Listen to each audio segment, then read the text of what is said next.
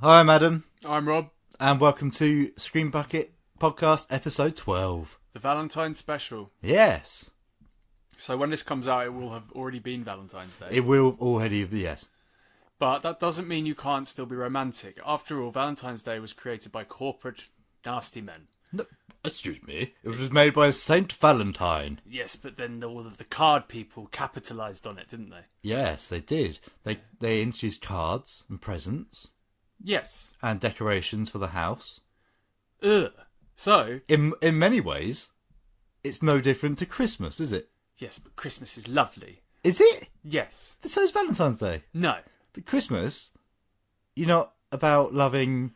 But you can't sexy celebrate people. Christmas all year because you go insane. But you can be romantic all year. But when you're at Christmas, you're celebrating the love of family. Ugh. Sexy people, family. Shush. I'm uncharacteristically supportive of Valentine's Day. Yeah, we didn't talk about this. This is weird. You're such an un-Valentine's Day human, yet you love it. Yeah, it's nice. Mm. It's the one day of the year, especially when you're younger, I suppose, when you're encouraged to out yourself. Yeah. I do. Do you know what I mean? For me, it's always been takeaways and Zelda. That's all right, nice, fair isn't enough. That's nice, yeah. But it's the one day. I mean, maybe I'm focusing too much on when I was school age, but even so, it's that one day where if you tell someone you fancy them, it's not weird. What, is it weird now? Well, if you if you're in a situation where cards are being shared. At the office you're working at now. Mm-hmm. Because I was working in an office with a very similar business to yours last year. Yeah. And on Valentine's Day, they had a board up with loads of cards. And and it's a massive office. There's loads of people working there. So there's people just walking up to it and reading to see if they've been mentioned. And everyone swanned up, myself included, like, God, what idiots have been writing cards for people, but really are thinking, I hope someone wrote one for me. Yeah. And I assume they didn't. No, they didn't. No one fancied me. No one fancied me. But if they did, what a way to find out. They would never have told you otherwise. Yeah. Yeah, there is. My work's got loads of stuff going on. Really? They've got love hearts on a board, but it's not for that. It's more thank you notes. Right. Again. Yeah, there was a lot of that. That wouldn't happen. They are doing a take me out. Really? I mean, no. No. No. God. 30 people volunteered to be in it. Have they got Paddy McGuinness down? They've got someone. No likey, no lighty. Or the other way around. I don't even know what that reference is. If you don't put the light on, you're not interested. All right. So the guy will come down, he'll describe himself, he'll do a video, and then other people will put his friend will post a video saying like, oh no, he's rubbish. And then the girls will turn the light off if they're not interested. It's only girls with the lights though, isn't it? Yeah. What's that about? Sexism is what it's about. Anyway, the show. Yeah, sorry. So we talked about one of my favourite rom-coms, When Harry Met Sally. Yeah, really good film. Classic, and it's before. It might not be, but it feels like it's before the big wave of rom-coms. So it's doing its own thing a little bit. Yeah, definitely. Which I quite like. Yeah, I mean, it comes from like the classical Hollywood era where like every other film was a romantic film of sorts, but it wasn't really a comedy. I mean, you had all your crime films. I mean, you did have a lot of romance, sort of teenage love things in the 80s. Like 16 Candles and Breakfast Club and stuff like that. Yeah, well, 16 Candles is a bit dodgy, but yeah. Ferris Bueller even. There's that line in Ferris Bueller that always makes me... Right at the end, he runs off and she says, I'm going to marry him. Anyway, what else did we discuss? We go deep into that Liam Neeson business in Fortnite. We talk about... It's possible. Can I just say, it's possible you're listening to this in the future and it's all been forgotten. And I hope that's the case. Yes. Or it could have evolved into something much worse. A race war. Oh my god. Jeez.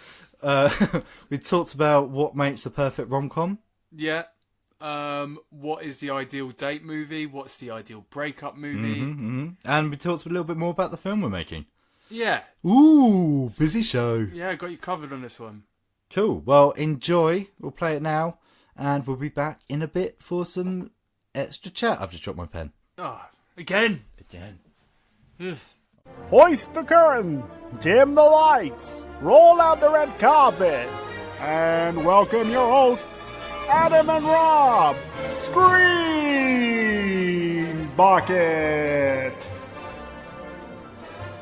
Hello everyone, my name's Adam. And I'm Rob. And welcome to a very special Smoochy lovin' with our Valentine's Day special Screen Bucket. Yeah, prepare yourselves for a saucy romantic night in with your two favourite radio hosts. Oh God. If that hasn't made you thrown up already, I don't know what will. That's awful.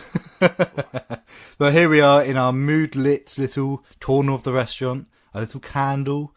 Our bottle of red wine. These lovely red, perfectly folded napkins. And some petals. Rose petals just lying around. Weird restaurant. Yeah, it is, isn't it? It's weird to theme it after American Beauty, It's isn't like it? a sex restaurant with petals everywhere. It's making me feel slightly unnerved. So what have we got in store for this week? We have a selection of our favourite handpicked soundtracks from some of our favourite romantic-ish films. Our film focus of the week is an absolute classic, which Indeed. I'm sure many of you absolutely adore. Yes, so it's my pick this week. I think if you listened last week, we did reveal it.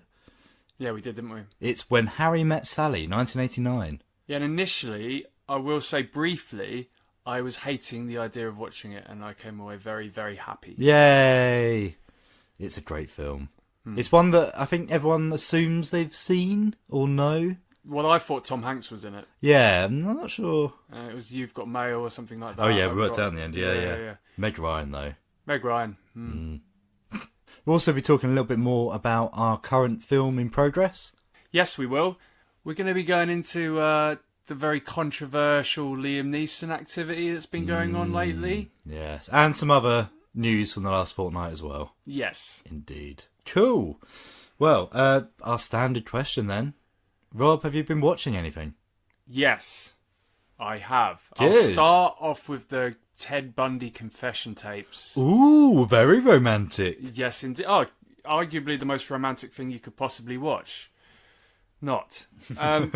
So, yeah, it's an absolutely mind-blowing documentary. You get an insight into a man who not only committed these horrible crimes, but was an incredible escape artist, who had an uncanny ability of making people trust him, who many say is a very attractive man. I disagree. I think he looks very sinister, but I think it's 70s good looking. Yeah, I've thought that before, because everyone always talks about how good looking he is. He does have a charm to him in that way that he's not your Hollywood actor handsome, is he? He's normal man, normal old school sort of... he's someone who draws the eye, I guess. Yeah, and he's got a nice, trustable face if you didn't know all these horrible things about him. Yes, well, that's the thing why he's remembered, I think. But so the documentary, it's a series, it's not a film. yeah, I believe it's 4 parts, from what I can remember. I watched it last week. Okay. So obviously it starts off with he invites a journalist to do these tapes where he talks about. He kind of sidetracks it. He doesn't want to talk about the murders because at the point of recording the tapes, he's still trying to prove that he's innocent. Right. And then, so parallel to these tapes, there's the story going on. These women who are being murdered, him going around the country, being arrested, escaping again, and after the second attempt, killing more people, the second escape, and then a court case which is absolutely mind-blowing. So he gets fed up of his own defence and decides to represent himself. Oh yeah, you were telling me about this. And it's very sinister, and they think that if he had actually allowed his lawyers to do their jobs, he might have got some form of bargain in which he'd get in prison for the rest of his life. Mm-hmm. But he kind of threw himself under the bus. But there's certain scenes, I don't want to spoil it for people, where I mean, it's very sinister. He's a very sinister man. And there's a big argument going on, I think, still on the internet. People are getting very angry that he's been romanticised, which he absolutely shouldn't be. I completely agree. Yeah. Well, there's something about Zac Efron being cast in this upcoming film as well. Yes. Because that's what's interesting to me about the documentary, is it's the same director doing that as he is the Zac Efron film that's also in the news. Yes. Which makes it... Does that mean this is his research? He's just turned into another thing? Because that's awesome. Yeah, that's fantastic. But there's something I noticed in this, and it's also in... have you heard of Dark Tourist? Well, yes, I have. Dark Tourist is on Netflix as well. It's about a chap from New Zealand. I think he goes to different places in the world, to places normal tourists wouldn't go. One of the things he does is he goes on a tour of, I think it's Jeffrey Dahmer. Oh, and wow, okay. The tour is exclusively women, and he asks them, why are you obsessed with Jeffrey Dahmer? And they say, oh, well, we would look after him. And in this Ted Bundy documentary, there were loads of women asking to get into the court, and women writing to him and stuff. So there's this whole thing of, I'm not generalising, but like lots of women who are, I don't know what the word would be, but they're interested in killers. That's a famous thing, that all these serial killers getting like marriage proposals and stuff. Yeah, like Charles Manson's a prime example, I guess. Yeah. All these people who basically start writing, then start dating, then get married. While he's in prison. Bundy got married afterwards to someone brand new. I think it was something he might have known before. Had a kid. They managed to have sex in prison, and then he's got. They get conjugal visits or something. I don't know. I think they had a guard. They mentioned something about a guard who was very kind and like turned the other way. Okay, right. It just makes me think of Monkey Dust. You've seen that Monkey Dust episode, haven't you? No, I haven't. Oh, Ivan. Yeah, it's Ivan, the meat-safe murderer. But he never done it. He only said he'd done it. Anyway, gets a wife, and he's terrified of her. She said, "What? Why are you after me?" It's really good. It's really funny. Monkey Dust. Look it up.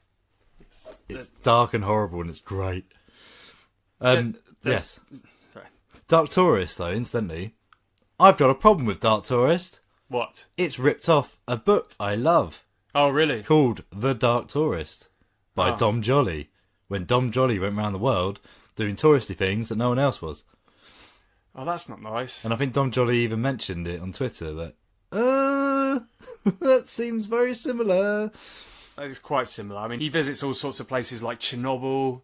He goes to... That's where Dom Joly went. Yeah, exactly that. He went to where Pablo Escobar used to live. He goes to places like that, dangerous places, talks to dangerous people. I don't know how dangerous going on a Jeffrey Dahmer tour is, but like that's kind of the Dom thing. Joly did a tour of America in his book. Did the murder tour. So he went to like the hotel where John Lennon was shot and Kennedy and stuff. He also went to North Korea and had to smuggle a memory card out. Jeez. Because a guard came to check his camera. Did he put it in his bottom? Well, it's heavily suggested, yes. Right. Where else did he go? He went skiing in Iran. I've heard there's really good ski resorts in Iran. Yeah. And the lanes are segregated. The two slopes of the mountain are segregated. So one's men, one's women. Okay. But at the top, they all mingle. Really? Yeah, because no one goes up there to check. Oh. It's just ridiculous. And he also meets all these middle-class Iranians who have like a moonshine company. They all drink wine and stuff. It's like amazing, this stuff. Insane. And you don't hear these stories, do you? No. You only hear the negative stuff. I'm worried that, the Netflix series might whitewash it from history. It might just disappear. But yeah, I highly recommend that. If you can get that on, I think it might be an Audible as well. But if you can get the Dark Tourist book. If he narrates anything, Dom Joly, I will get it on my next Audible credit. He's got loads of books on there, mate. Which he narrates? Yeah. Oh, mate. Next. Oh, that's exactly what I'm getting next. I highly recommend Look at Me, Look at Me. Okay. Which is his autobiography-ish. Right. It is very funny. Fantastic. There's one film I definitely wanted to mention. Yes. Which is one of the strangest films I've seen in a very long time. Called An Evening with Beverly Laughlin. So, 2018. I just noticed it was on Netflix. It stars Craig Robinson, Jermaine Clement, Ooh. Matt Berry, Yes. and Aubrey Plaza. And great cast. it's so bizarre. It's so the best way I could describe it is Napoleon Dynamite meets Garth Marenghi's Dark Place meets, what was the other one? It's just meets Twin Peaks. Wow. It's this Okay. strangely shot thing with characters who say very odd things, and it's the way the characters interact. It's like there's this bizarre, surreal thing going on the whole time where humanity is not quite right, and these people are interacting in this odd way. But the premise is Aubrey Plaza's character is waiting for her. No, she's fed up with her marriage. Yeah. So Aubrey Plaza plays Lulu Danger, who's working at a coffee shop with her husband, Emil Hirsch. Okay. Emil Hirsch fires her. She's frustrated about this with the relationship. She's feeling like she's unloved. She's sat at home. And then she sees that her lost love has rolled into town to put on a performance. So he's some sort of musician.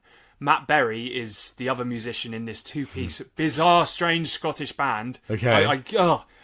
And it involves her taking Jermaine Clement, who was originally hired to shoot off Emil Hirsch's kneecaps, but he's like the worst assassin ever. Right. They have to go to the hotel, and because she tells him to win back this man's love. I don't know what, because she wants to get away from her husband. Okay. But there's no point in describing the plot.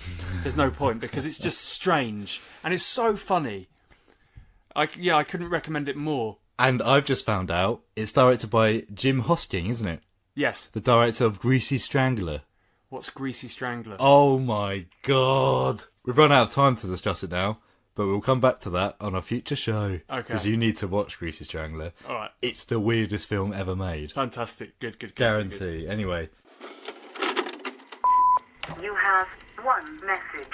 Message 1. Hello, Sydney. Just calling because I've got a question for you. What's your favourite romantic comedy? I've got a few DVDs. I thought I'd bring them round. I'm on the porch right now. I got some flowers and some chocolates, and really I just wanted to apologize for all the stuff and all the dead bodies, but can you come out? I'll just wait here.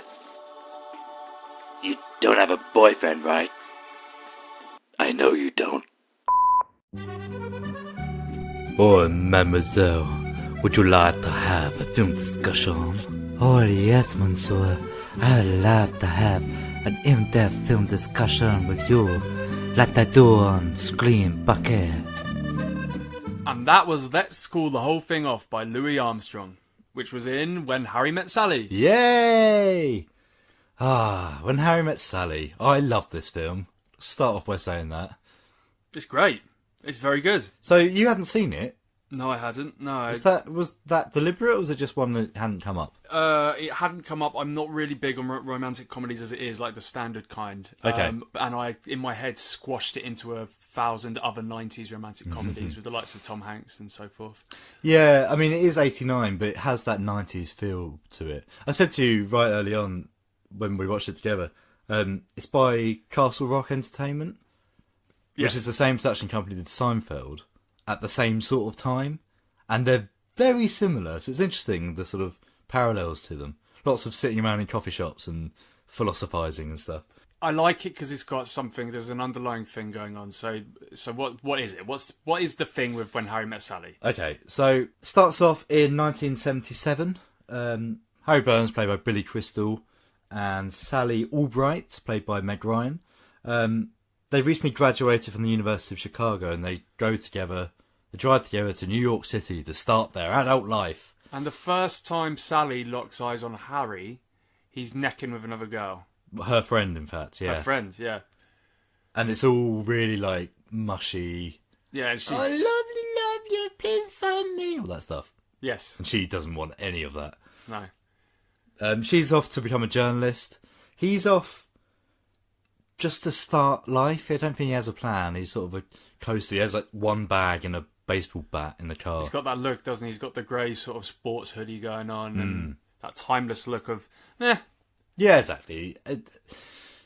You could say that he was probably a bit hipstery, I guess, is the word you could use to describe him at the time. Perhaps, especially with his philosophical approaches to everything. Yeah, so right at the beginning, they're just driving and he's just chewing on grapes and talking about how, well, anything that comes to mind, really. Just spitting the pips out the window. Yeah, and analysing her and saying, I've got you figured out. Absolutely, yeah. And she can't stand that. No, not at all. Eventually they get to New York and they're sort of... Oh, he makes a pass at her. She says no because he's going out with another girl, her friend, in fact. And they go their separate ways. It's not the end of the film, though, is it? No. It would have been awful if it was the end of the film. I mean, it could have been... That modern day cinema, that could have been a film. Yeah. Just two people in a car and then leave. In fact, I'll write that now. So we skip ahead 5 years. They're both in New York City. 5 years later, they run into each other again. On a plane? On an airport? In an airport? In an airport. Harry comes up and spots someone he works with or used to live with. And he is necking out with Sally. Necking out? What Yeah, words am I using? I don't know. I've turned into someone from the 90s. It's disgusting, isn't it? Making out, necking, snogging. I always thought necking was like... Chewing on a neck. Yeah. Is it not that? Is it Does it actually say just snogging? Heartily kissing. Sally... Heartily. Passionate. Wetly kissing. Smooshing lips. Ugh. Yeah, alright. Sally and Man, Harry's mate, they're Joe. getting off of each other. That's Joe. Nice. Yeah. I like it. And so it's the same sort of thing. They look each other in the eyes. There's a recognition. She recognises him. I'm not sure if he does recognise her. He does. There's a bit at the end There of is the a conversation. moment. Yeah, there He's is. like, oh. You're right. And then so that he's sat behind her on the plane, makes the guy in front swap so he can sit next to her. Yes. And they have a sort of part two to the first conversation. It's funny, at this point, you were starting to call the film. They're going to sit next together on the plane, aren't they? Yep. Because it does follow some of the structure of films that have ripped it off, essentially. Yes. Yeah. We'll come back to that. So they share a plane, they have a chat, reveals that he's going to get married. He's engaged to get married. And Sally's shocked. Now, did you get the impression that she was annoyed Miffed. or jealous? It's just another reminder to her, isn't it, of the clock. I guess. Yeah, maybe. Yeah. And pair that to the fact that this is kind of a rival it's become. Because they've got this ongoing dialogue of love and who knows more about it than the other one throughout the whole film. And that here is this rival in the love competition of life getting one big fat step ahead of her, engaged. Yeah, there definitely is a competitive streak, definitely. At the end, Harry suggests they go for dinner as friends, despite the fact that he previously said that men and women can't be friends. And she flat out refuses. Yes. 5 years later after that... Bookstore. Yes, at the bookstore. Sally has broken up with Joe because she wanted a family. Harry has also... Divorce. Was it a divorce? Was that the divorce one? Yeah. Yeah. Because of the baseball game afterwards, his wife has been having an affair with... Can I just say, there's a scene when Harry announces to his friend that he's getting a divorce, and it's one of the best...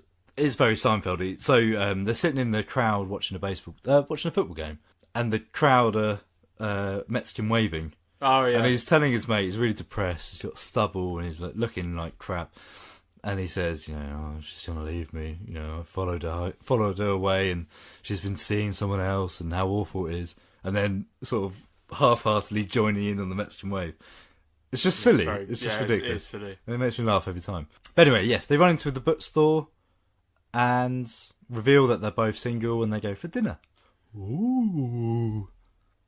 And that's kind of it, isn't it? It's just a continuous... Well, after that, they become friends, don't they? Yeah, for a long period of the film. And then that's sort of when the sort of infamous orgasm scene takes place, is during that time period. Yeah, so we talk about that scene. Yes. This is the one scene that everyone probably remembers, or knows of, even if they haven't seen the film. Yes. So Harry is saying... I think they have an okay time. How do you know? I mean, how do I know? I know. Because they... Yes, because they... How do you know that they're really... What are you saying? That they fake orgasm? It's possible. Get out of here. Why? Most women at one time or another have faked it. Well, they haven't faked it with me. How do you know? And then she goes ahead to prove him wrong. Yes. And Can I play the clip, is the question. Probably not. It would just sound like porn. Adam was just raising his eyebrows at me in a very perverted manner. And then, yeah, the one of the top lines ever in movie history, uttered by an unprofessional actor who's only ever said one line in movie history. I'll have what she's having. That line was suggested by Billy Crystal, and the whole scene was, were you telling me earlier, was... It's Meg Ryan who suggested that it would be in a restaurant. Oh, right. She had some other input as well. But there was a lot of situations where the director especially listened to what they had, their ideas. See, that's really cool. That's really nice. Because there is a personal feeling to it, I think. And I think with this film in particular, by what I've read, it seems like it's gone... It's not been like a spur of the moment thing. It seems like in the pre-production, maybe in the writing process, this has been decided. So maybe there was a kind of a... Well, the film incidentally was written by Rob Reiner as well. He directed and wrote it. And he wrote it after having a divorce. Yeah. And there's a lot of him in Billy Crystal. There's a lot of his personal observations and philosophy about how men and women can't be friends. All that sort of stuff. Do you know what I simply love about this movie more than anything else? What's that? The acting. Yeah. It's brilliant. I mean, there are rom-coms that I have seen and I've thought, I like The Notebook and stuff. It's very hammy. Yeah. Yeah, you're right. There's all sorts of things like Couples Retreat and stuff, poorly written, well, you can't really act with what you've got. But this seemed like Billy Crystal wowed me, especially like some of his monologues, and Meg Ryan. But the monologues are exceptional. Fantastic. Like the dialogue between Harry and Sally when they're at the airport and they're going along on that escalator. Mm-hmm. It's one long shot which goes on for ages, and they just act it out so perfectly. And there's some great scenes where they split the screen up.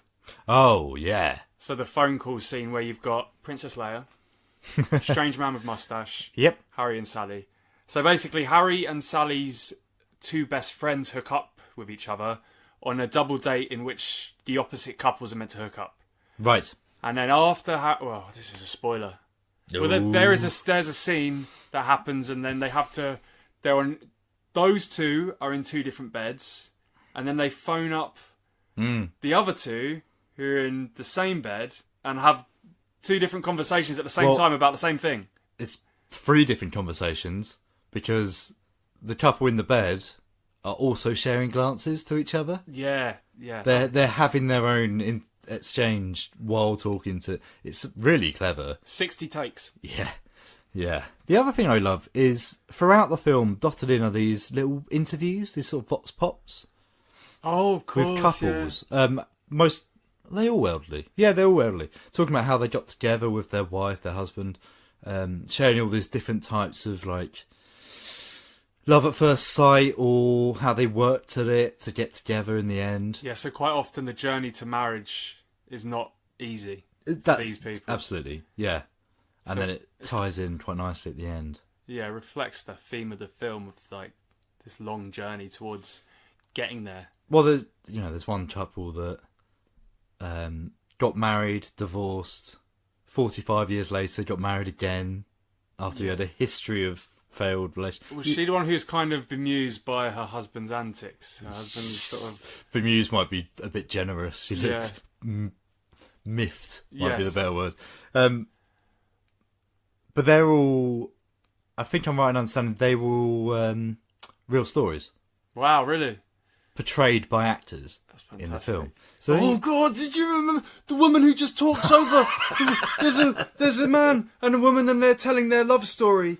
And the woman keeps talking over the man who's trying to tell the story. But while we're watching it was really annoying. Yeah, different things. Yeah, so you she kept adding things on. You can't work out what either of them are saying. And she just kept saying... She just kept, she kept on saying... She kept on saying things. No, she was... But then he would say something, we were trying to listen to him. We were trying to listen to what he was actually trying to go on. And she just keeps adding things on. She just wouldn't stop adding things on. Until the end, when they got together they finally stopped. They said the same thing. We managed to carry on with the film. Yeah, it's really good. Yeah. I mean, I can't imagine how annoying that would be to listen to. Really, really annoying, I imagine. Cat's Deli is the famous place when Harry met Sally. You've been there, haven't you? I have. I love it there. Honestly, this is bad radio, but the sandwich was this big. Wow. And it's the size of an open hand, by the way. And the meat was this big. Oh, wow. It was just... How to describe it? What was it? Was there cheeses and stuff in there? Was it juicy and slimy? And yeah, so I had... I don't know why slimy's a good thing in a sandwich, but go on. Oh, I don't know, it kind of is. But I did ask for pickles on the side, right? So I had a big salami and whatever New York deli sort of sandwich with about 3 inches of meat in the middle. But I did ask for pickles, thinking I'll just put them in be a couple in the thing. You know, like a Big Mac, yeah? Like a Big Mac. You know a Big Mac? Yeah, you put from chips McDonald's. in them and then you eat them. No. Yeah, you don't put chips in them. Yeah, you know when you open up the Big Mac and you layer the fries in No, the middle, only a sociopath does that. No.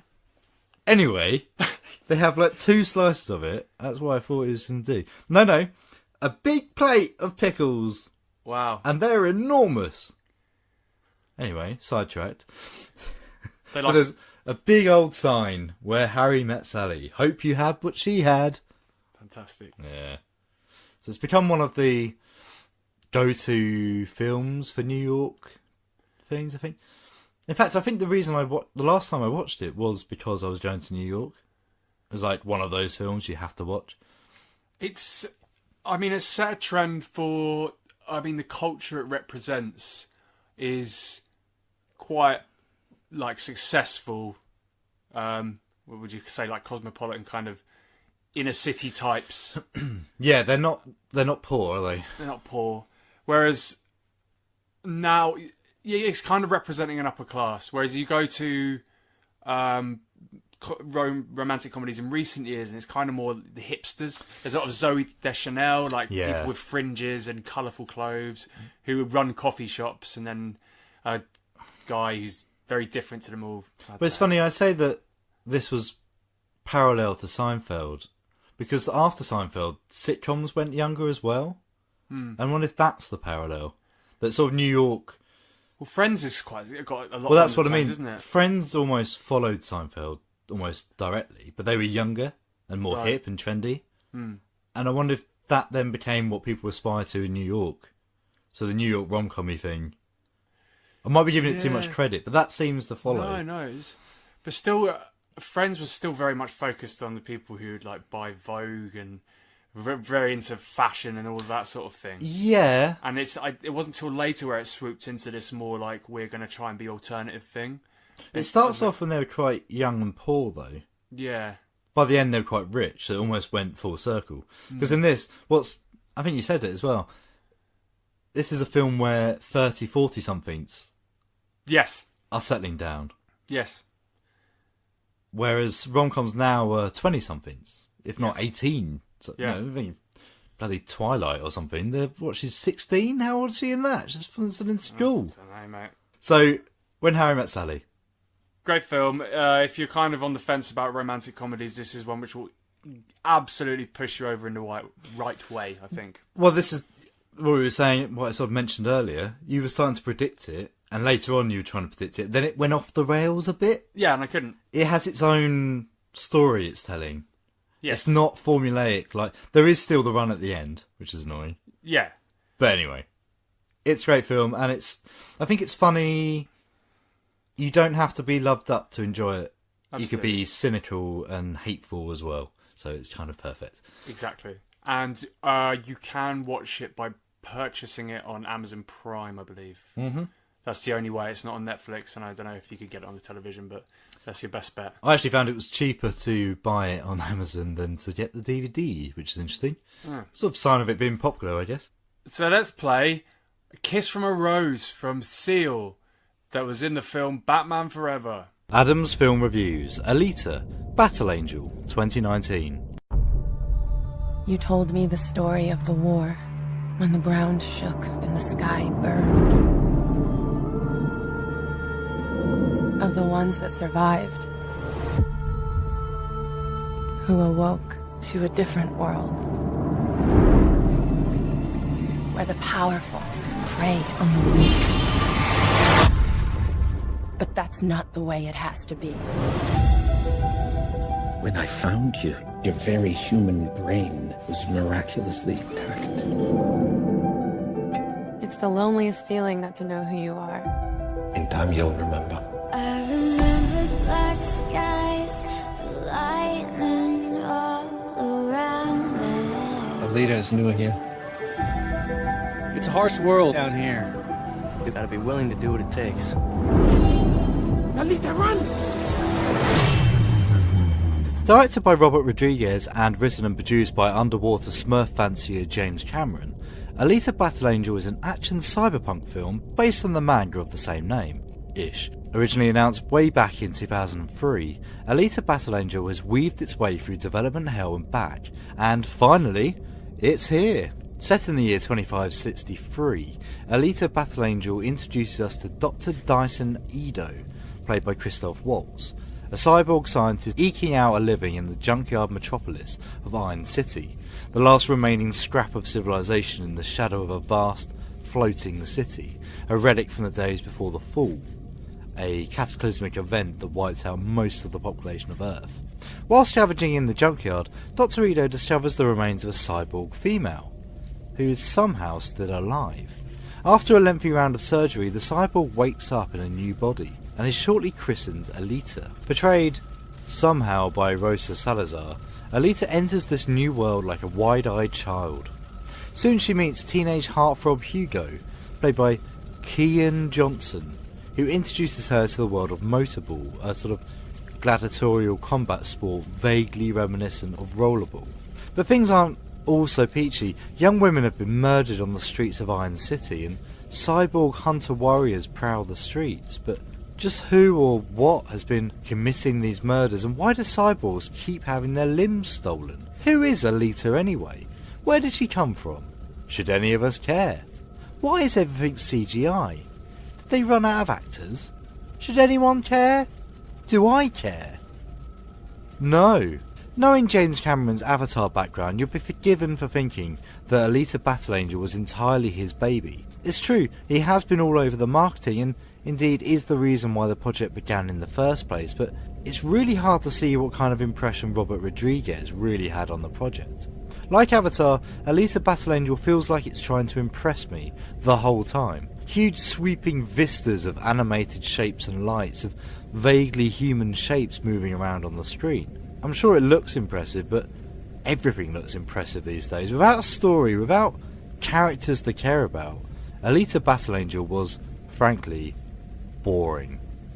It wasn't offensively bad by any means, but forgive me for wanting a little more to sink my teeth into than a big-eyed, computer-generated mannequin running around. Ed Skrein's role as a cyborg bounty hunter was at least partially interesting, and he definitely raised the energy in the room whenever he was on screen.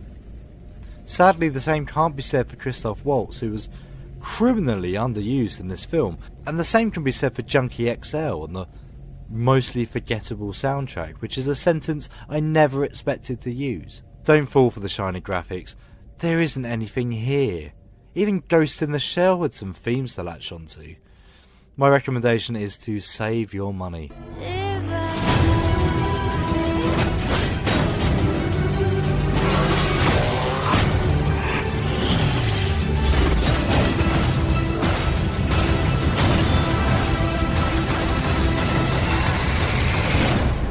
I'm with her.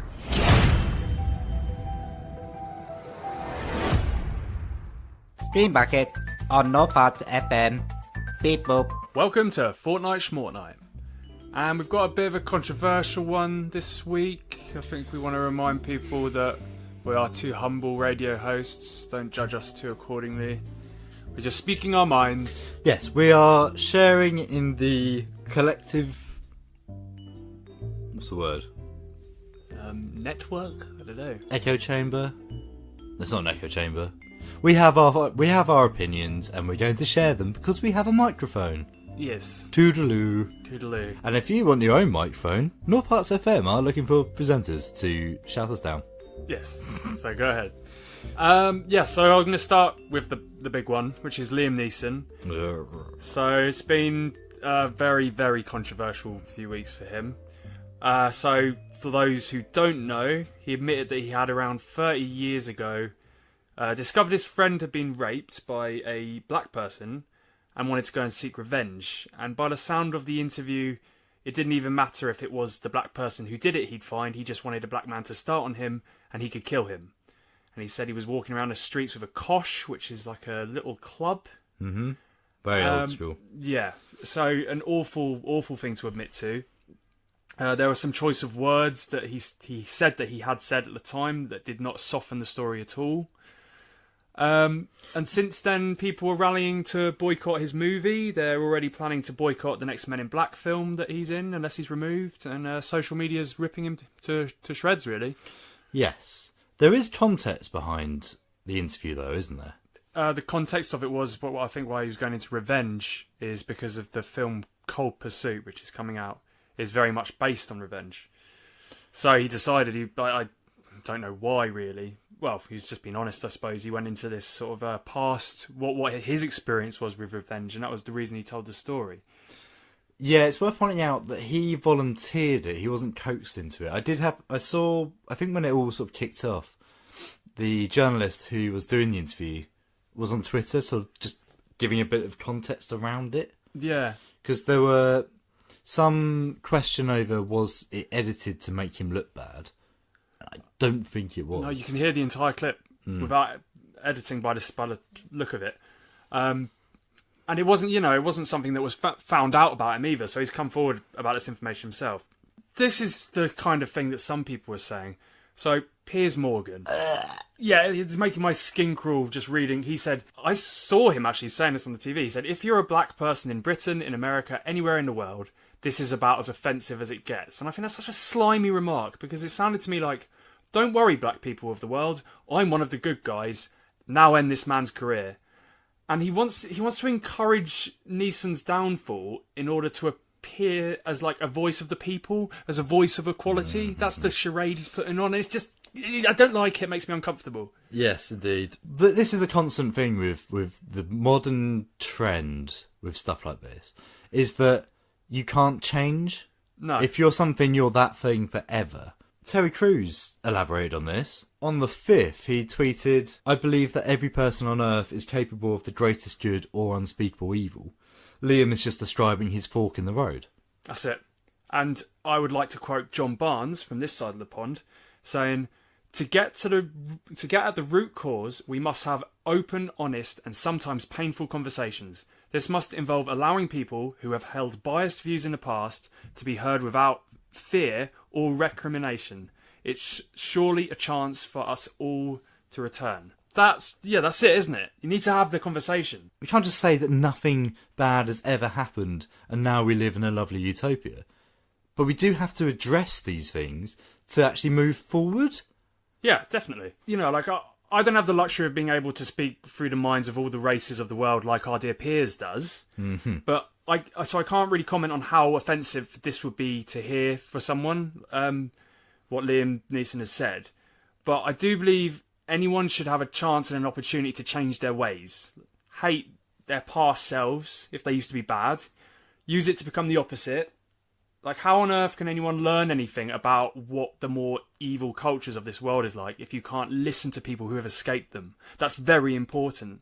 Because people who might be going into these situations where they might become this kind of evil or turn into these kind of bad people, be it like the KKK or neo-Nazis or whatever, to have someone who was there and describe to them why it's bad and how they escaped. I mean, I'm sure thousands of people have escaped as a result of being influenced by people like this, from going down a really dark path. So you can't shut these people up who've escaped from being bad people in the past, I don't think. I'm sure there's probably things we're missing out, but... Well, of course, it's worth bearing in mind as well that we are recording this ahead of time. Something else may have happened. Yes. And I'm sure it has. But at this current time, it's just worth bearing in mind that people can change, and people who admit their mistakes might be worth... Just listening to. And understanding where they came from and why they're different now. Yeah. If Liam Neeson had ended up killing someone, then maybe it would be a different conversation. Well, here's the question. But would he have killed someone if he found someone? There's all these maybes. That's a grey area. Let's imagine someone is currently doing what he admitted to do all those years ago. right? What if someone right now is out there trying to hurt someone for whatever reason? And what if they hear that this guy changed and then they stop doing it? Yeah. What, as a result of hearing the story? Yeah. He goes, well, if he can change, I didn't think I could. I thought I was stuck down this alleyway. Maybe I could pick myself up as well. Yes. Yeah. Just a thought. Just a thought. Anyway, is that everything you've got for that one?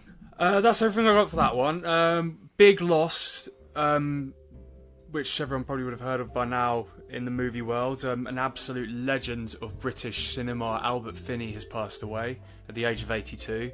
A lot of people, especially after Christmas, might have seen him as Scrooge. He was my favourite Scrooge. My mum loved him in Murder at the Orient Express. What was he in recently? He was in Skyfall. Skyfall, he played the groundskeeper.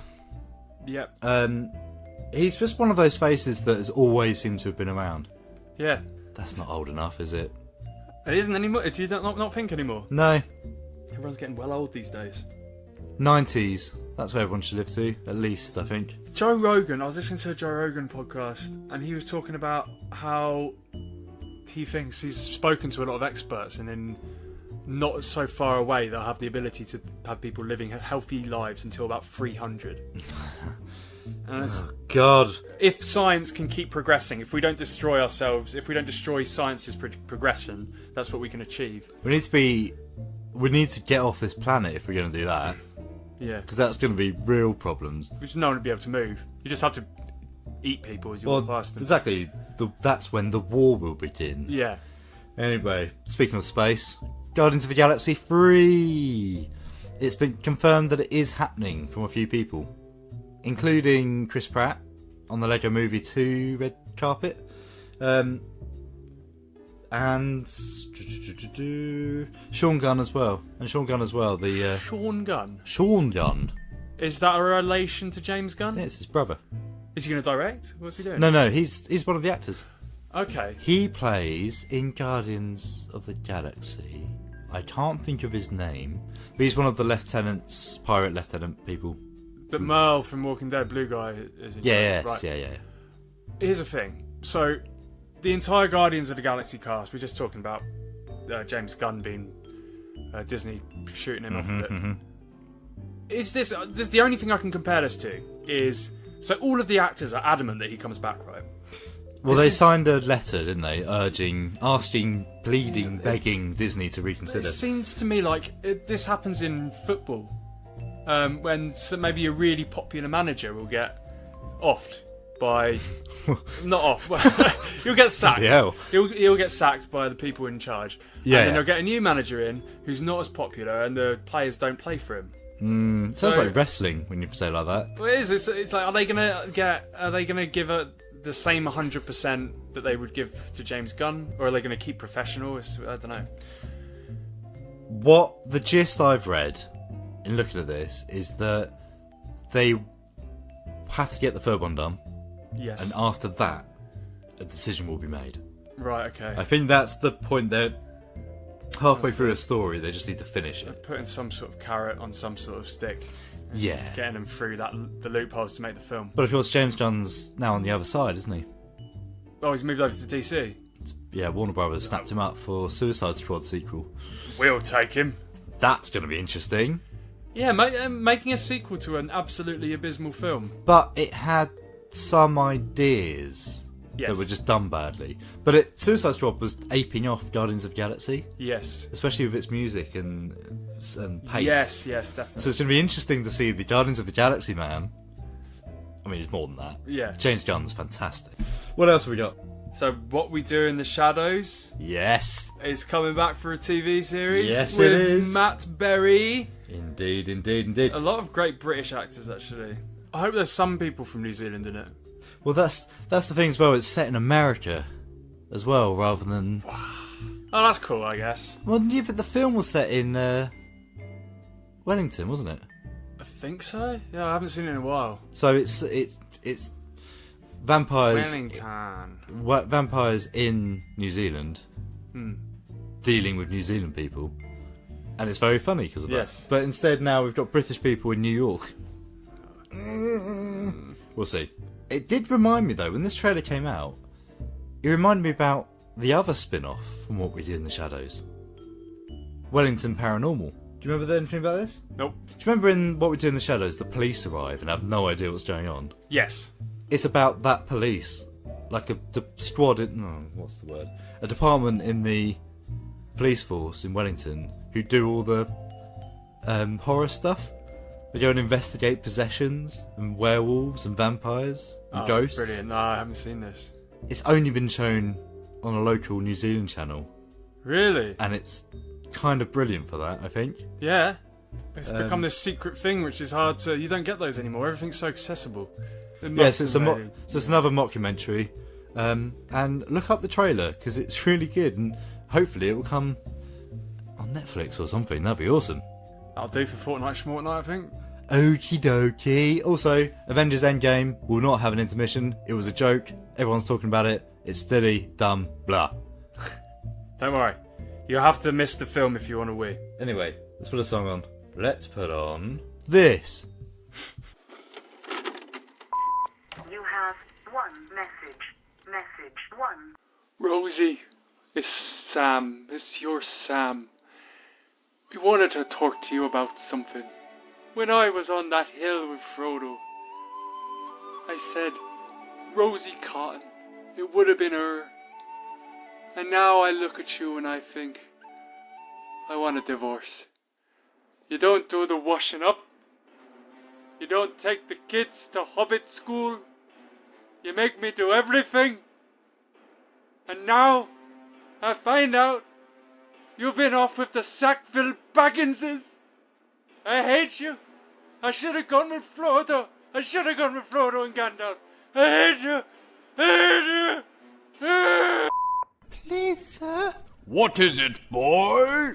Please, can you sponsor us? What? You could sponsor a show on North Herts FM that's made for the community, by the community. And let us keep making great content. We're a fledgling station, but one with over 10,000 listeners a month. And it keeps growing. And what's in it for me? 5 adverts a day, sir. Plus, the world will get to see your branding at live events, online, and be proudly displayed alongside the show you choose to sponsor on all online content. Plus, on-air mentions and branding. It won't even be taken out of the shows on Listen Again, so your brand will be out there forever. Then how much is that going to cost me? Only £360 a year, sir, or £30 a month if you just want to run adverts instead of a full sponsor. It isn't more? No, sir. Just head to northhertsfm.com for more information or get in touch on Twitter or Facebook. This is brilliant. Show for sale, show for sale. Adam's Nephew's film review. Lego Movie 2. Once, everything was awesome. Now, everything is bleak. Hey, Lucy. I brought you coffee. Coffee. The bitter liquid that provides the only semblance of pleasure left in these dark times. Oh my goshness. Did I interrupt you brooding just now? Times have changed. You need to change with them. We have to be tough and battle ready. Look, a shooting star, make a wish. Oh no. Hurry! The door is slowly closing! Oh, the pain. It's getting so cold. Emmett, what are you doing? Hooray! See, that wasn't so bad. Nothing got in. Ah! Something got in! I'm General Mayhem. Bring me your fiercest leader. Lucy! Emmett! This is all my fault. Hang on to your fronds, Planny. We're going to save Lucy. Like at first, after when the Duplo attacked, Lord Business went went golfing, and then there was a split thing saying 5 years later, and then at the end, he came back and he finished golf, and he hasn't done the 7th one. So the whole film was about little business playing golf? No. So what else happened? Everyone changed, and the city was destroyed by the Duplo, and everyone changed except for Emmett, because he still drinks coffee and he still listens to Everything Is Awesome song. That is funny. What was different about the film from the first one? Something happened upstairs and stuff. I really like the film and it's really funny. And I like the songs. Pardon me. 10 off. Lucy! Emmett, did you draw stubble dots on your face? What? No.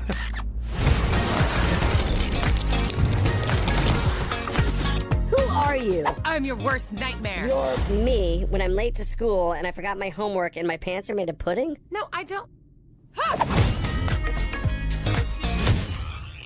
Hollow Dell Media's Screen Bucket with Adam and Rob.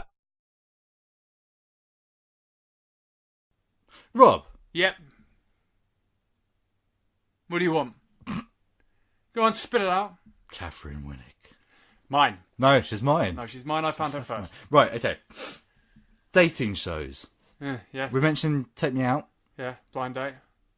Oh, Blind Date's a classic. I love Blind Date. Yeah, Scylla, bless her. National treasure. How do you feel about the modern wave of dating things? I'm talking about dinner date. Dinner date. Have you seen that? No. Rubbish.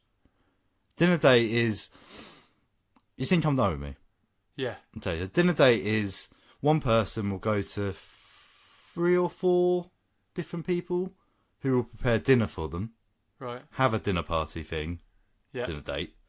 And then they will then choose their partner by the dinner they cooked. Okay. Not on the personality, just the dinner. What? This is the weird thing. The show's built so you judge the food. But surely you're going to pick the person. Yeah. You know, if you've got a really charismatic, lovely, attractive person who's made you a rubbish meal, you're still going to pick them. But that's the weird thing, because that's what naturally sort of happens. Yeah. And then it's almost like the show goes... Right. And the dinner? Really? Yeah, it's really awkward. So you'll be making up, oh, but the chicken nuggets from the microwave were delicious. Exactly. I've never had any so good. Exactly. Or like, oh, he was really funny, but it just... Who makes chips on a dinner date? That sort of thing, you know. But you liked him. Right, so why let him go? Exactly. That's a weird one. How about Naked Attraction? Yeah, I watched a bit of this via Gogglebox and I was just... I've actually watched. I was just disappointed. So what I watched was so a guy comes out, Starkers, and has a that's chat. The end of it. And so the girl goes, yeah, he's a really lovely guy, really nice personality, yeah, really charismatic. I like where he's coming from. He's got a nice sized penis. He's like, whoa. Yeah. Factor that in, I suppose. But it's just weird, man. There's no need for it. Is that a weird thing to judge it on? Do you know what? Maybe it's a good thing. Because maybe a lot of people will only see nakedness via porn or their other half. Mm-hmm. So maybe it's nice to say, well, this is how everyone's different. Yeah, absolutely. And how actually, most of the time, people don't... Well, I'll say most of the time. I haven't seen that much. But what I have seen, they don't always go for the obvious. No. They don't, do they? No, they don't. All some do, but a lot of them don't. Right. Because they might like the face. Yeah. You know, and well, they're pretty. You know, fine. Yeah, interesting show. But then, maybe this is the point as well. I find people more attractive when they're wearing clothes. Yeah. So it's not even going straight for attraction. It's like, here it is. There's no surprises. I kind of throw it into the same basket as they had a thing. I must have been Channel 4, where they have a room, a soundproof room in a studio. Oh my god! And Yeah, there are people going shag in there, and you can't hear them. Sex box. Anything. Sex box, and then Something they come like out. And go, how was that then? You just had sex on live TV, but we couldn't hear it or see it. And, oh yeah, it was interesting. And then they're all being very, very excited about the whole concept. But then you're really thinking, why? What's the point? What's going on? What's the other one? I remember Charlie Brooker talking about it. There was a show. It might be called like Sex Doctor or something.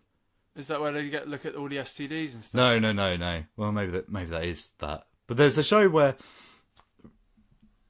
relationship couples who are having trouble would have someone come in and teach them how to have sex.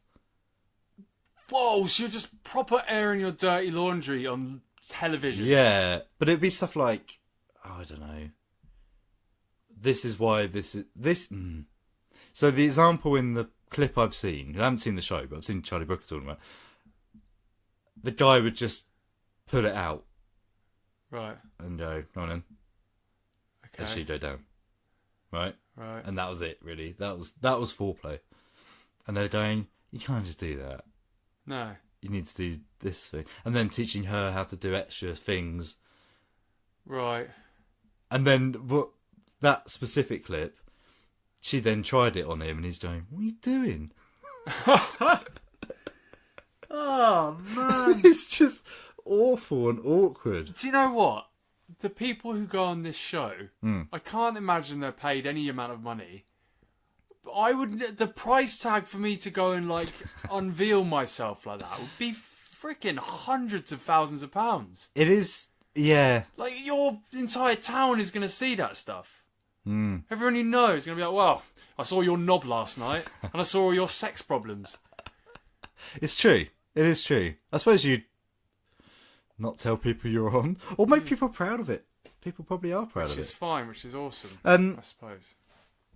Tell you what is good, though, and you may have seen some of this from Gogglebox as well, First Dates. Yeah, that's really good. See, First Dates is good. Really heartwarming sometimes. Sometimes it's a bit awkward. Yeah. I saw a really nice one where there's a dude. There's like a man who's like 90 years old or something, or 96 years old, and he's like, oh, I'm still looking for love in my life. I remember dancing in the halls with ladies, and then like an 82-year-old woman comes, and they're having this really lovely chat about life and love and stuff, and that kind of warms your cockles. That this guy's warms your cockles, warms your nuts. What do you want me to say? This old man is warming my cockles. This old man he warms my came cocks. around, pulled his chat zone. Should we get back to it? Oh, I guess so. Is there any other dating shows? No. Right. No. Please no. Hola amigos. Mezcal.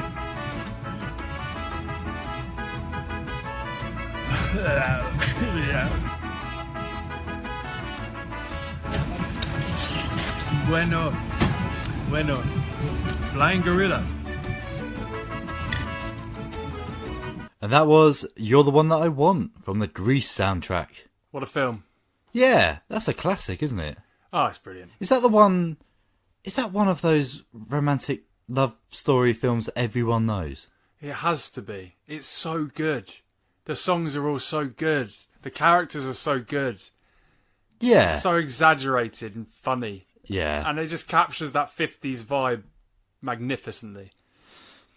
I mean, you've heard the theory that she's dead, haven't you? And that it's all her dying fantasy. Yeah. So go into this. They were swimming at the start, weren't they, when they first met John Travolta's character and Olivia Newton-John. So she died.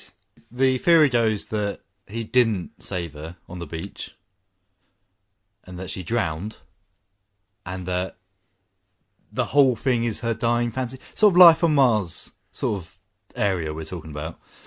And it's all revolved around the fact that at the end the car drives off into the sky. And is that the life support turning off or something? Maybe her finally letting go?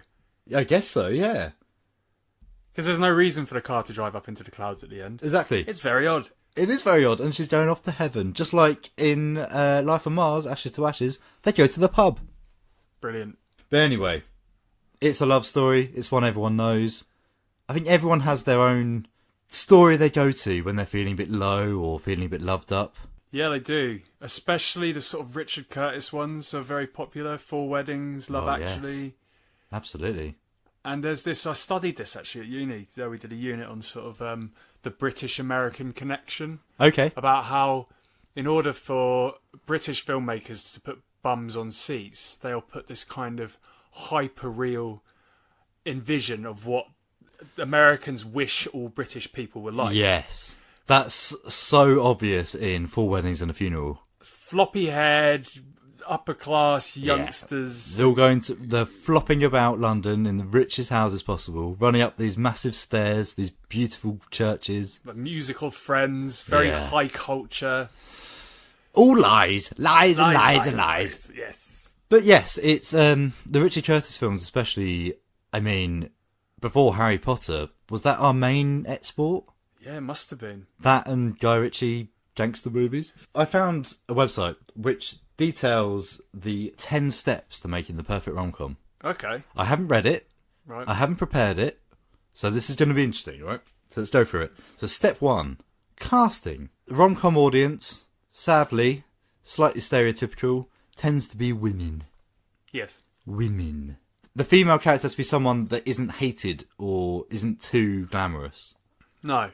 Some maybe a bit clumsy, unlucky in love, frustrated in life, can't find themselves a man, and then maybe a man comes along who is completely not right for them until they work out that they are.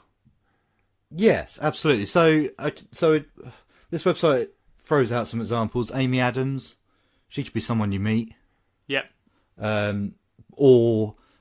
Or they're more glamorous, but they're really uptight. Someone like Jennifer Aniston, especially in Friends early on. And then you've got the male counterpart, someone like Ryan Reynolds, Channing Tatum, someone who tends to look good, but also can be that schlubby. I mean, Ryan Reynolds in that Christmas film. Oh, Just Friends. Just Friends. Oh. Yeah, but there's the kind of Just Friends is the bridge towards American Pie, where you've got a male. It's for the male audience who are going. Yes. As well, isn't it? Yeah, so yeah, absolutely. I can access this man's humour. Uh-huh. I can see his frustrations, whilst your girlfriend is going to see the woman's frustrations. Yeah, totally. So, step 2, title. It's going to be something basic. Something really simple. So you hear what it is and you go, okay, I know what that is. So, examples. 27 Dresses. The Breakup. Maid of Honour. Made in Manhattan. Yeah, so it's the theme is coming across. It's the basic pun. It's the basic title. It's a familiar phrase. Funnily enough, when Harry Met Sally, they didn't know what to call it. Right. I think initially it was called How They Met. Yes. And they had a competition in the cast and crew to find a better title. So that represents the fact that for a good rom-com, there has to be a situation that is a bit out of the ordinary. Yes. 4 weddings and a funeral. Love found at 4 weddings and also a funeral. Yeah. There's a thing going on. Groundhog Day. You keep living the same day, but you're falling in love. Step 3, kooky friends. Oh, God, yes. So this is really obvious. Oh, my God. I'm starting to wonder if this article's a bit cynical. Kooky friends is in everything. You always have someone... Well, it tends to be people either pushing or commenting on the relationship. Yeah. Or you kind of got often a friend who's a bit off the rails but has a very illustrious sex life. They're really enjoying themselves and having fun and they don't give a damn. And they're trying to infect the protagonist with their attitude. Yes. But the protagonist is having none of it. Indeed, yeah. I'm thinking Bridget Jones' Diary again. You've got the very quirky bunch of upper-class idiots. Yes. Actually, all of them. 4 weddings as well. I had a theory. 4 weddings and a funeral...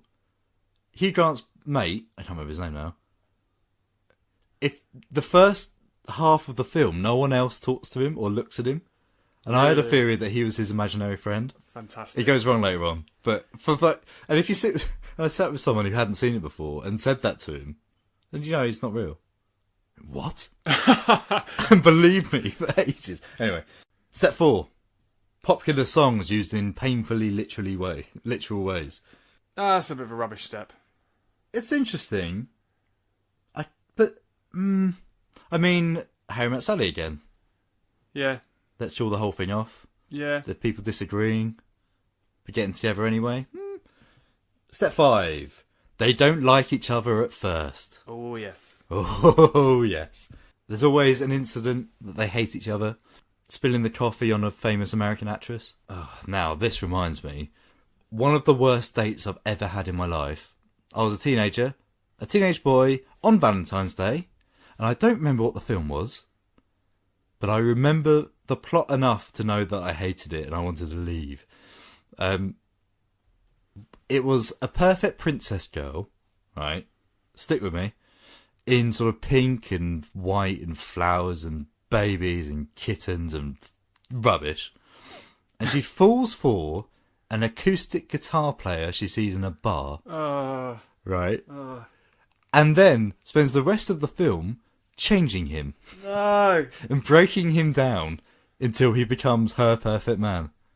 And that's all I remember, and I remember hating it so much. See, that's bad, not because she's doing that horrible thing, but it just represents women very negatively. Oh, yeah. Well, she was like a journalist as well. She was like a high-class journalist. And he was a skater boy. She said, "See you later, boy." This reminds me of Knocked Up. So, oh, yeah, that's another romantic comedy where the thing is, two strangers, they boing, and Catherine Hegel becomes pregnant, and she said after the film she was really quite upset with the way she was portrayed with the writing, because Seth Rogen is obviously portrayed as this really fun, bubbly guy, super likeable. Yeah. Whilst her character is just moaning throughout the whole thing, and it's not fair to a certain extent. Yeah, no, so totally. This is the thing. When they get it wrong, you do realise that portrayal is sometimes very negative of the sexes, and it can happen to men as well. They might be portrayed as a douchebag or whatever. But no, the men normally get off better. Even Wedding Crashers, when they're quite bad, but they're very badly behaved. Yeah. But they're still very lovable because they're funny. See, there's the other interesting thing there is Woody Allen. Right. Woody Allen films, always the same formula. Whether he's in it or not, it's a Woody Allen character. But in some of his earlier films, he's very... if you look past the fact that he's the main character, he's a bit of a knob. Creepy knob as well. Creepy knob. Yeah. I always notice that in almost every film, when he gets with a generally quite young female role character, he will walk with his hand on the back of her neck. Yes, I remember you showing me one of the... Weird. It is weird. It is weird. It's like ownership. I think Annie Hall was the one I noticed it the most. Oh, anyway. Step 6. Something happens that makes the two characters drawn together. So Knocked Up. Something quite obvious happens. Just Friends, Ryan Reynolds is stranded at Amy Smart's That's right, yeah. his old hometown, and forced into rekindling their friendship. Oh, that's slightly different because they like each other. Yeah. There's already a history there. But still, they're forced together. They're forced to interact. Step 7. They kiss in the rain. Oh, yeah. I mean, that sounds quite specific. And yet, it's in almost everything, isn't it? So there's a lot of pictures here, guys, from The Notebook and the like. Other films I can't quite identify, but there's no Spider-Man. And that's the best kiss in the rain. I mean, that's not really a rom-com. I don't care. They just need to shove it in there. All right, Tobey fair Maguire. enough. Step 8. They split up again. Right. Yes. Yeah. This is what I was expecting in When Harry Met Sally. Well, it kind of did happen. Yeah. But squashed into a stretched out act. In When Harry Met Sally, it almost that's where the ascent happens. Yeah. Because it doesn't go well, but then from that point, it changes. Because the owner sort of swaps character. Yeah. Anyway. But yes. So they hate each other, something happens, they split up again. Step 9. He does something crazy to prove his love. Yeah, a big speech. There's everything. Playing a boombox outside the window. Crashing the sister's wedding. Banging on the glass panes. Yes. I mean, yeah. Everything. And in fact, every Richard Curtis film has someone running. Oh, yeah. Is it always him? Yeah, because it happens in Love Actually. Is there running in 4 weddings? I can't remember. Is he going to make it in time? Yeah. Step 10, Profit. Yep. There it is. If you've done step 1 till 9, you've done a rom-com. You've done a rom-com. Gone rom-com. Now, one genre that I enjoy is the rom-zom-com. But there's 2. There's one which stole the crown of the first one, Shaun of the Dead. What's the one that came before it? Brain Dead. Yes. Or Dead Alive, if you're American. But I think that even matches that, doesn't it? Shaun of the Dead casting. So you've got Simon Pegg, who's a lovable sort of everyman. Then you've got Kate Ashfield, who's not a main role, but she's in it significantly as his mostly ex-girlfriend. Step 2, title. I mean, it's slightly different. Shaun of the Dead, I suppose you still know what it is. Normal guy in a world of zombies. Yeah. Kooky friends. Yeah. I mean, it just says itself, doesn't it? I mean, yeah. Step 4, popular songs in painfully literal ways. Don't Stop Me Now. No, there's one more than that. Oh, what is it?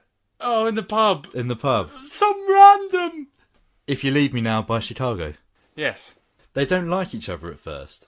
They break up because he's useless and doesn't commit. And doesn't even take her on holiday. They met in Greece. Yes. Step 6, but then something happens. Zombies. Yes.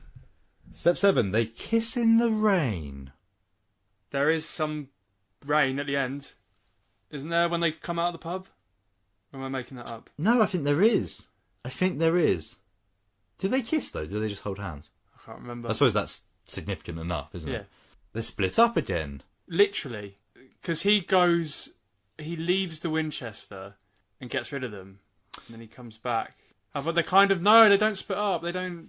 Well, when he goes to to pick them up, she tells him to go away. Yeah. Does that count? I suppose. Alright. Step 9, he does something crazy to prove his love.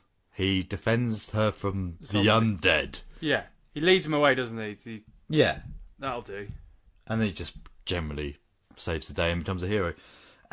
Step 10, Profit. He did pretty well, didn't it? Yeah, they move... what's the Nick Frost character called in it? Ed.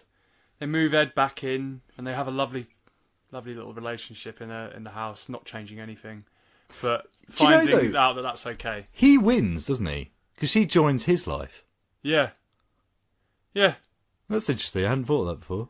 She's fine with the no more adventure, no more holidays and stuff. But they live together. Yeah, that's true. Yeah. Anyway, well, there we are. You can apply this to anything. You have one message. Message 1. Hello. It's Hugh here, Hugh Grant. I know you haven't been responding to my phone calls recently, but I need to speak to you about something quite urgent. You see, the thing is that I have got my hand stuck in a jar of pickles, and I can't get it out at all. And I know you always had very big, strong hands, and I was hoping if you could help me and wrench the pickle jar off of my hand. I'm in a great deal of pain, and I believe I can see through the glass that my hand is starting to turn blue. I'm not sure how long I've got left. I'm also stuck under the couch because I was trying to pick up a 20-pence piece, and then my leg got crushed as I was trying to unlift the couch. So I'm basically on the floor with the pickle jar stuck on my hand, and I can't even reach the 20-pence piece. So, if it would be quite alright, could you come over and rescue me from my horrible, horrible situation? And I guess I would like to also say that I love you. Goodbye. Adam. Rob. What did we do this weekend? We met some actors, didn't we? Not just any actors, Adam. Our actors. Our actors, yes. They signed the contract. They're ours now. They belong to us. Yes, it was really good. We went to London. Advice for anyone who's trying to make a meeting in London happen: you can't book a pub table anywhere unless you're ordering mains. So we arranged to meet up in Tottenham Court Road with 4 lovely actors. Yes. 3 of which from London. So Yep. it made sense. 1 from Birmingham.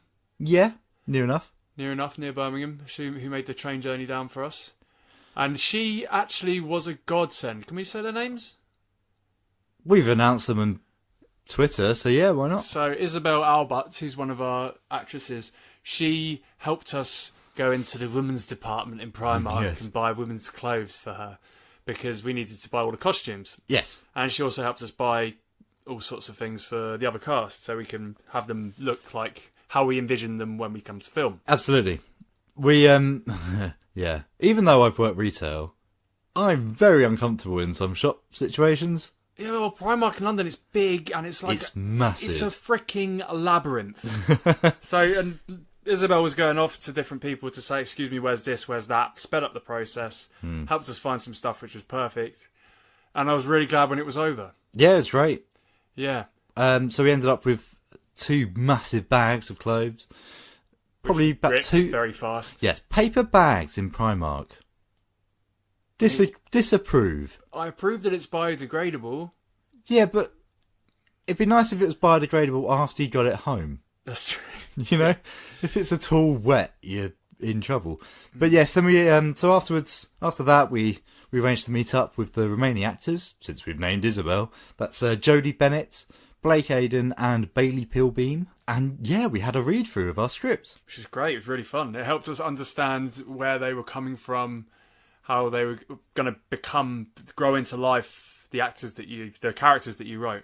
Well, it was nice because we'd only met Jodie and Blake at the auditions because Isabel and Bailey both self-taped. So they recorded themselves doing the script and sent it in to us. So it was nice meeting the other 2 properly for the first time in the flesh anyway. But then it was nice to see everyone in a different environment where we weren't interrogating, if that makes sense. It's weird looking into the life of the actor, though, isn't it? Yeah. We mentioned before, this is our first properly professional one with actors involved. So hearing their side of it... Strange. So they have to deal with the agents, they have to give a cut to the agents. And just seeing what it's like to be on the other side of the Mandy website that we use the cast as well. How people just go for some things and some things just go for others. Do you know what's funny as well? They have to do all sorts of stuff, actors, to earn their trade, especially when they're studying it. You need to go to the zoo. Oh my god, yeah, I forgot about that. This blew my mind. So actors and actresses, or just actors, will go to a zoo, London Zoo, as they've said, and say, right, I need to be an ostrich. So they'll go and watch an ostrich, I assume, and then learn its mannerisms? Yeah. It's bizarre, isn't it? That's like a joke actor thing that you make up. Yeah. And yet they do Surely it. they don't do that, but they do. Yeah, amazing. But what was nice, what was really, as the writer of this film, it was amazing watching them read it. Yeah. And laughing at it. It was amazing. It was a dream come true. It was great. It was amazing. Everyone's really on board. I think we've chosen the right cast, basically. We've chosen the perfect cast, and they're all fantastic actors, and I'm very much looking forward to working with them. Absolutely. So we've done all the paperwork now. Yeah. So what paperwork have you done, Rob? Recently? The health and safety form, contracts. I made you do the information sheet. Yep, which was basically describing the film in terms of money. So the budget, what we're going to do with it, what medium we're filming on. This was part of a legal thing that I did, an agreement I made. Right. I had to provide the medium. Digital. Yeah, it's strange, isn't it? But anyway, so just so everyone's informed and knows what's going on. Do you know my weirdest thing writing on the health and safety sheet? Hollowdale Media will not tolerate any drugs or alcohol during the shoot. And as I was writing that line, I was thinking, what have I become? Ugh. It's just, I've spent so many staff inductions reading through paperwork and getting to that and going, shut up. Yeah, but now you know that it's all just templates. Oh, that's what they say. Now you've turned into... I'm transgressing and you're turning it... You're already there. Becoming these horrible... Ugh. We're not the talent. But it's to keep them safe, isn't it? Oh, shut up. It's to keep them safe. It is. That's the thing, because we're dealing with a night shoot with people in costumes, with liquids in the around. middle of nowhere. We do have to bear in mind stuff like that. It's even to the point where we're probably going to need people just to be on set, just to help the actors move around. Yeah. So that's going to be interesting. And we've had to mention things like, because it's going to be very cold when we shoot, we're going to have to be ready with blankets and stuff to warm them up when between takes. Oh yeah, you're on the food run. I'm on the food run, yeah. We've got one veggie, so I'm going to make some sandwiches, going to make some soup. Yeah. It's so weird, isn't it? It's weird. It's insane. Yeah. It's been, and here's the thing, it's been hard work, but it has not been difficult, if that makes sense. Yeah, it's like having 100 one-page things. Yeah. And they're all really easy to do. It's just remembering to do them and get them in the right order. Yes. Well, that stuff is... it's the rush for the props and the costumes, really, isn't it? Yes. Which is Josh, if you're listening.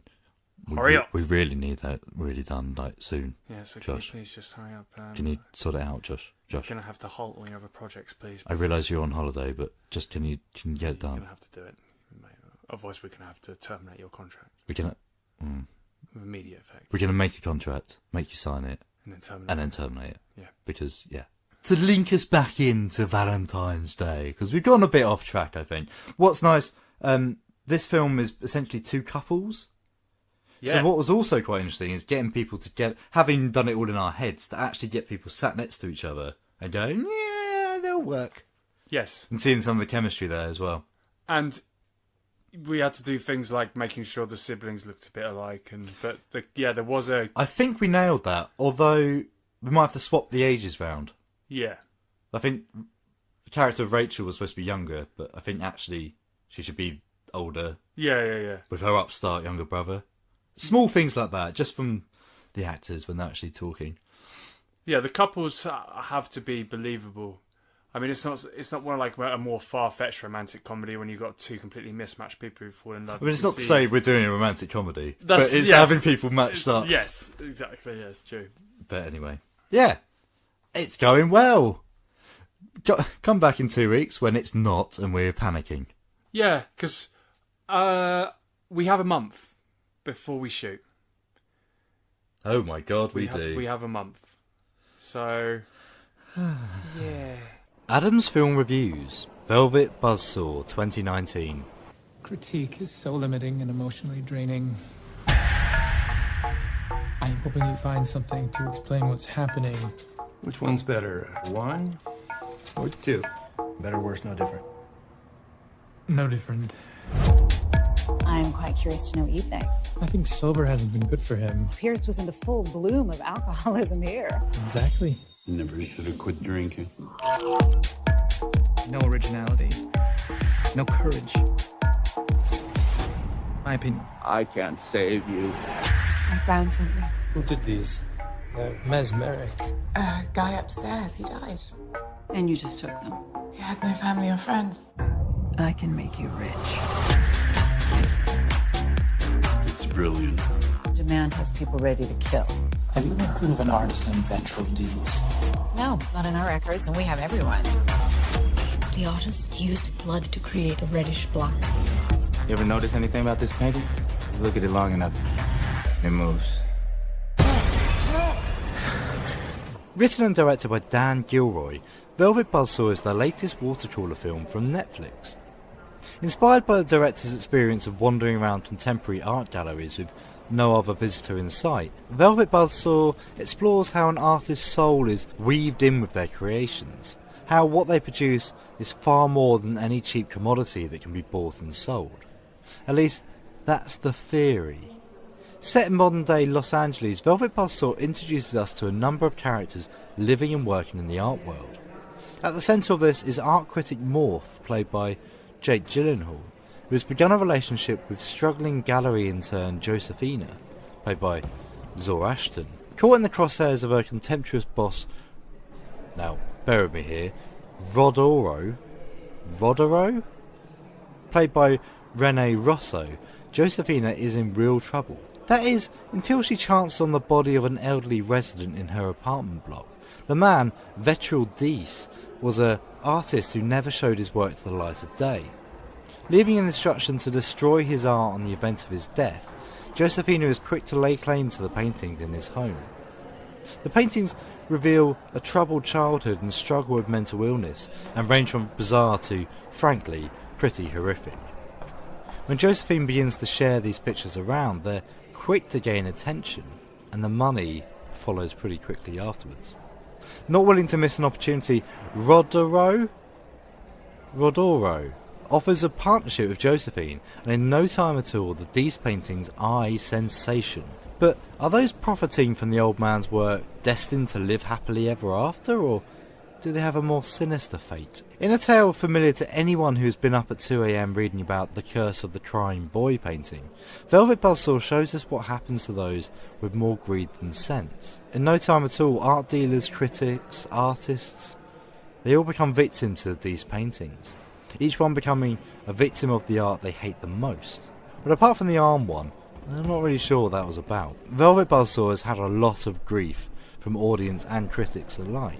It certainly is no Nightcrawler, the other film written and directed by Dan Gilroy, and nor is it a Neon Demon, a film that ruthlessly parodied the fashion industry. Instead, Velvet Buzzsaw is a sort of vaguely dark comedy that never really finds the punchline. Whimsical music bounces along for most of the film, with only the vague traces of horror bubbling away in the background. As a horror, there isn't enough to really thrill me, and as a comedy, there's not enough to laugh at, although there are a couple of good jokes. As a sardonic, sideways view at the art industry, I guess it works. But it's not really anything to write home about. Help! Get rid of it. Box him up. I can't save you.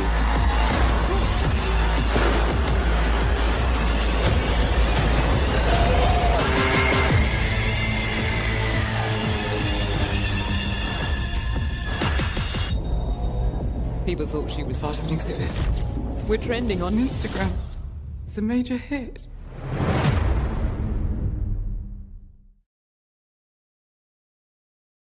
Adam. Rob. It's Valentine's Day. Is it? Right, you've gone on a date. Okay. You've said to the lady, do you want to come back to my flat and watch a movie? Okay. She says yes. I don't know why, but she does. Hmm. What film do you pick which will be best used for you to do the arm move? The arm move. Yeah, the arm round the shoulder. Yeah. And for it to be graciously accepted. It's tricky. You have to know your audience. Here's the thing. Something fun and quirky, that's almost the worst thing you could do. Because comedy is the most subjective thing in the world. And if you're the only one laughing in the room, that's bad. Oh, You've put a barrier up. God forbid you put on like a stoner comedy or something, you're giggling away at something very, very dumb. And they're just thinking, what have I walked into? No, or worse, if it's an intelligent comedy and they go, what is happening? I don't know what. Now I feel stupid. Yeah. I've had that actual conversation before. Really? Mm. So what you want is something simple and straightforward and something you can both enjoy. Right. For me, it's something like Who Framed Roger Rabbit. That's very strange. Because, well, that's almost... it's got comedy elements. It's comedy. It's a bit weird. But there's a murder and a drama, isn't there? And it's a bit scary at the end. Yeah. Very scary. Yeah. I mean, it sounds terrible to say, but it puts you in the mindset of expecting something weird to happen. Oh, God. Not that anything weird's going to happen. So you're kind of making her comfortable with when you get the horse costume out? Yes. Okay. When Spider-Man appears. Right. What it puts to mind is, I think it was Brainiac did this test. I think it was Brainiac. A guy goes up to a girl in a shopping centre. Right. And asks for her number. Okay. She says, no, leave me alone, you freak. Failure. If he were to do that dressed as a big, dumb mascot, football mascot, whatever, if he walked up to her dressed as a banana and asked for a number, she's more likely to say yes. Oh, really? Because as soon as someone walks towards you dressed in a stupid costume, you think, something's going to happen now. Something weird's going to happen. I'm going to go along with it. Right, okay. So you're prepping yourself. Exactly. But what is... Oh, come on, man. You're not making any sense here. Apply that to the date night. So you watch a weird film, Right. not a weird film. You watch a film that's a bit quirky and strange. Okay. And you go, all right, let's let loose. Let's just watch this and see what happens. Okay. Oh, I know. I see what you mean. Whereas if you're watching a comedy, they don't get it, bad. Yeah. Barriers up. Watch a smart film and they don't get it, bad. Barriers up. You got something different and weird, and everyone's like, all right, whatever. Let's see what happens. Yeah. Huh? Yeah. Now the classic though, almost guaranteed, and the reason why I love going to see these sort of films in the cinema, horror. Oh, yes. Horror. Well, it's the start of Thriller, isn't it? Michael Jackson is munching his bag of popcorn. Yeah. His date is terrified, trying to, like, hide from the screen in Michael Jackson's jacket. And he's like, what are you doing? Just want to eat my popcorn. Yeah. And then he turns into a wolf. Or a zombie. I don't know, I can't remember. Every time you go to the cinema and watch a horror, no matter how bad or good the horror is, you're almost guaranteed to see a sea of teenagers on dates. Yes. Forever, you've always seen couples at these sort of films. Oh, yeah. I remember, like, stuff like The Grudge and The Ring coming out, and there was just couples. Oh, yeah. I think the last one I remember it being like that was Truth or Dare. Right. But you've got to remember, there's a limit, there's a line you cross. And that line is the Hereditary line. Shut up! Because we've talked about it. There was a couple watching Hereditary, yes. and the girl walked out. And he stayed. Yeah, I mean that's... I wanted to walk out so much. There's no one's fault, that film, because no one would have known going in. No, so you've got... the idea is... Paranormal Activity was the big one. Oh, While it's in really? my head. I went to see Paranormal Activity with my old housemate, and it was just a sea of couples. Wow. Yeah. Yeah, it's people want to be scared. People want to be scared, and the closest form of protection is the armpit of the man next to you. Or the armpit of the woman next to you, if I were to be going to see Hereditary with any girl. Indeed. Yeah. In fact, I would pay to see that. Oh, yeah. The girl would be protecting me, and then she would never see me again. And then in your ear. No! Don't make the noise. She'll go, ants. Oh. So yeah, that's my idea of a date movie. What about breakup movies? Ah, yes, we need to cover this. And also because there are people out there who probably hate Valentine's Day as well. Yes. Yes. Probably the people listening to this show, in fact. I think it's different if you're, like, for the best part, if you're a dude or a chick. I'm sorry? A dude or a chick. Oh, dear. A dude or a chick. I'm saying different words because it's Valentine's Day and I don't like it. So, what are you doing? I've lost my pen. Stupid distracted here. It's a small pen. Why have you got a small pen? I don't know. Carry on. Okay.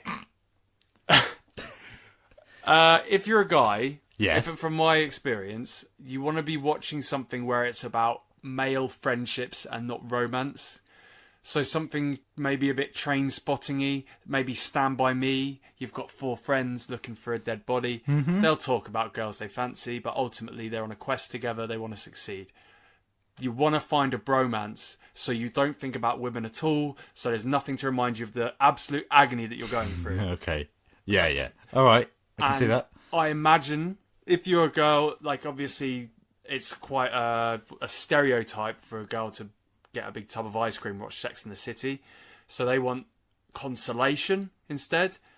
Well, whereas guys want to forget the whole thing, girls want to kind of attack their feelings and kind of delve into it and go through that pain. They want to encounter that pain.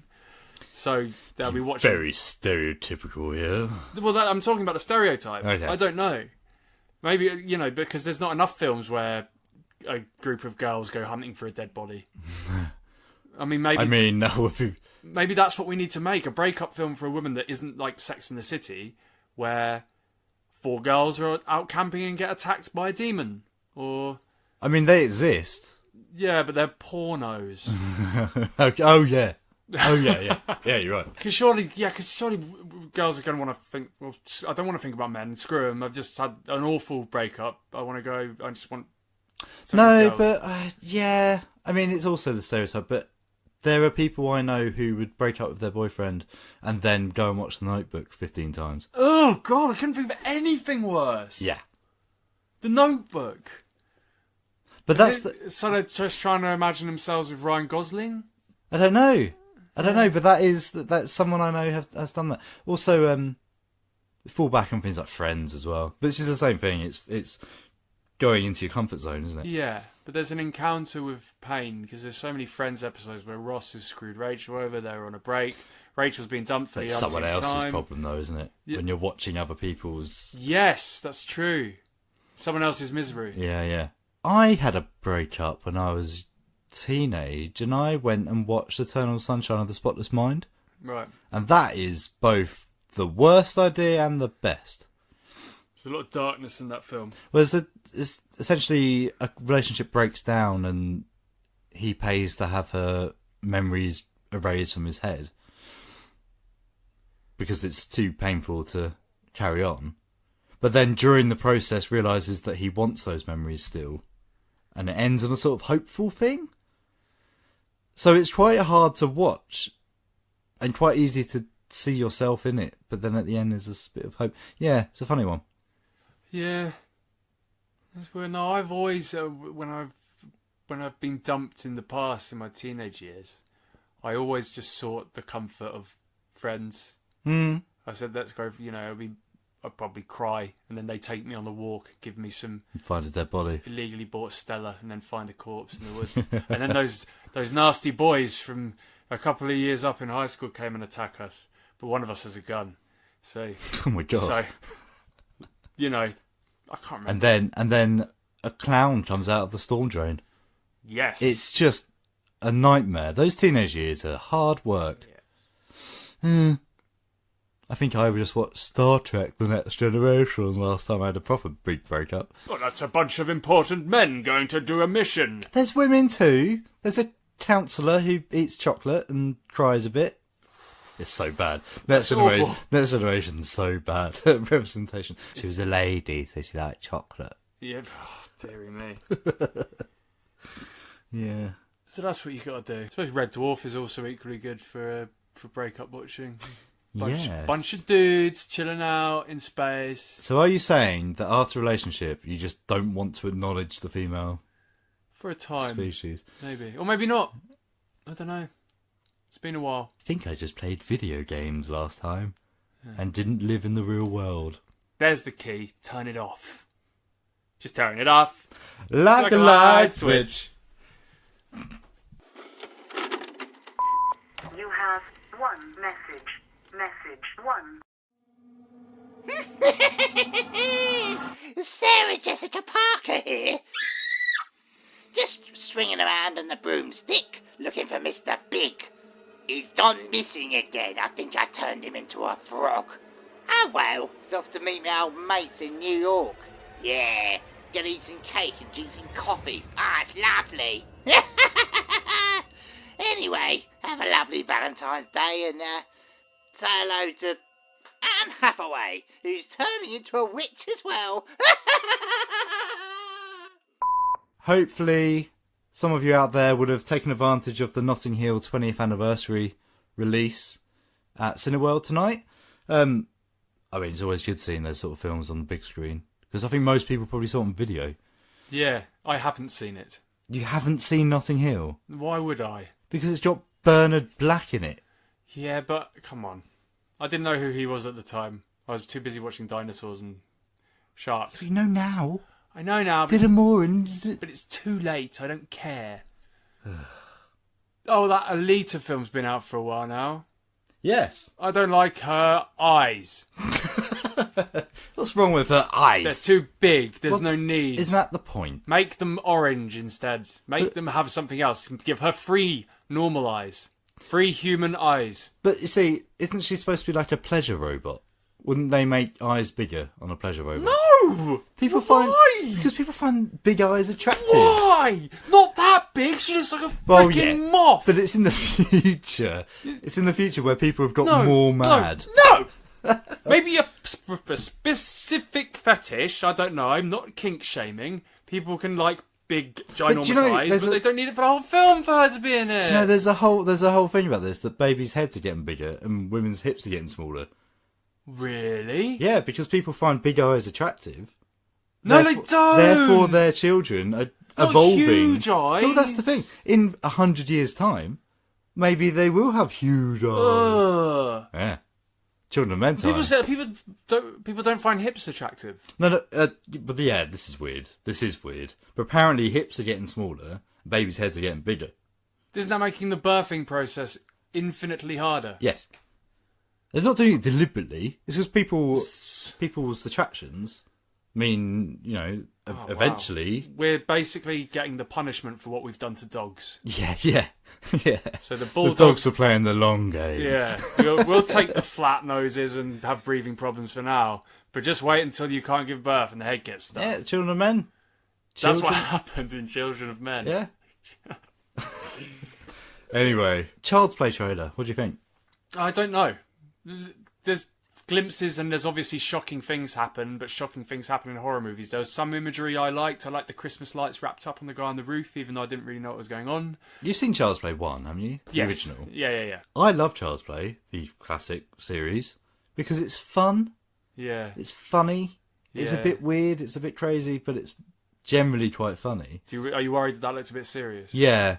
Also, Child's Play, or the Chucky series, whatever people call it, is still going. It never ended. Yeah. The last film was only a couple of years ago. This has just then written that off. In fact, I thought they were even working on the Chucky TV series. It's quite an insult, really, isn't it? Yeah.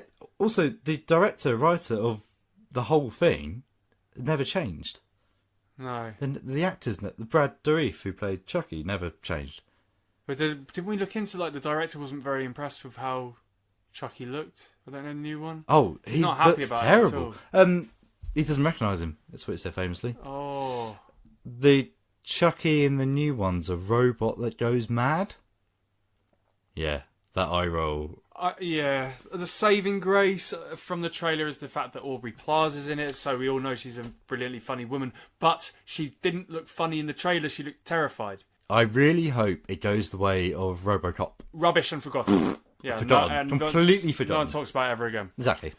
Yes. On the subject of horror, we've got something exciting that we're going to. And we would urge other people to do the same. We're going to HorrorCon. Yay! Sheffield. May. The 11th? Something like that. I think so, yeah. Yes. So there's all sorts of weird stuff going on. People come dressed up as all sorts of their favourite weird people from films, weird characters. There's a contest. There's celebrities there. Yeah. The celebrities are interesting. Have you seen them? I know one of the one is if you're an American Horror Story fan, Dennis O'Hare, he is a huge character in, I think, the first 5 seasons. Oh, is he? So if you're an American Horror Story fan, you'll be absolutely gagging to get a picture of him. Personally, I'm looking forward to Jennifer Rubin from Nightmare on Elm Street 3, Dream Warriors. Why is she dressed as like a steampunk Mad Max thing? Have you not seen Nightmare on Elm Street 3, Dream Warriors? No, I haven't. Isn't that notoriously terrible? No, it's the best one. Is it? Well, it's the start of the new wave of it. Oh, okay. What's the really bad one? Is 2 really bad? 2's really terrible. Does all work. 3, so she's dressed like a sort of Mad Maxy punk lady. Yeah. Because she's in her own dream, and she's made herself tough to fight off Freddy. Oh, that's awesome! Dream Warriors! Okay, sweet. There's a kid who, he's a wizard. He plays D&D and stuff. So in his dream he becomes a magician. Such a good concept. I know. Okay, I need to... You wrote it off. We'll shove it on the next Halloween list, definitely. Yeah, really excited about that. HorrorCon's been on my radar for years, and I feel like now we should be starting to push ourselves into that world a bit more. So we're going to find a way to promote the movie somehow. We're not going to get a booth or anything, but maybe we'll wear a t-shirt. Yeah, or just hand them out. Yeah. Get a few t-shirts, hand them out. I'm just a sweet screen bucket. There we are. That was our Valentine's Day special. Yeah, thanks very much for listening. We hope we have managed to assist you in some way on the art of Valentine's Day and romanticism in general. Have we? No. No, I don't think we have. Other shows will do that. Yeah. We're just talking nonsense. Yes. But you know, onwards and upwards. You've got the rest of the year now. You don't have to worry about Valentine's Day. What's next? What's the next thing on the calendar? Easter. Easter. So wait. Incidentally, can I just say, cream eggs should not be sold before Valentine's Day. No, they should never be sold. What? They should never be sold. They're disgusting. What are you saying? They're filth. Hate them. They make me feel nauseous. You are wrong to say that. I wouldn't even put McDonald's fries in them. I love doing that. But I know you would. You probably put your cream eggs in your beef paste when you make your toast. Last time Rob promised a paste off. I think we should do that next week. Next time. Yeah, definitely. Sorry about the lack of paste off this week. We will paste off. I promise. We will have a paste off, possibly with a special guest. Yes. That remains to be confirmed. Yes. But a lovely paste off, meat paste, cream paste. Yeah, go and shove it up your what? As someone who's made their own cream eggs in the past, we can make a paste. Anyway, cream eggs. I can taste it now. Anyway, follow us at screen_bucket on Twitter. Follow North Herts FM at North Herts FM if you like the radio show. And take it easy. Have a good few weeks, and we'll be back with some more movie chat. Yes. What's the theme next week? Go. Nothing. What's the theme the following week when it's the actual show?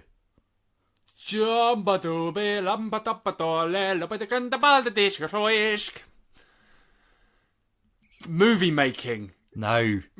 Documentary making. Actually working in the film industry. Just give a word. A random word. And we can choose the film from there. Actually, no. Filmmaking. Let's do filmmaking. Okay. We can watch Ed Wood. Yeah. No, it's my choice. Don't you dare try and sneak one in. It's my turn. Alright. Disaster artist. Maybe. Alright. Take it easy, guys. See you in a fortnight. Bye. That was Screen Bucket with Adam and Rob. You've learned about movies, now remember your job. There was TV and games and other stuff too. And now that we've shared it, we've finished the review.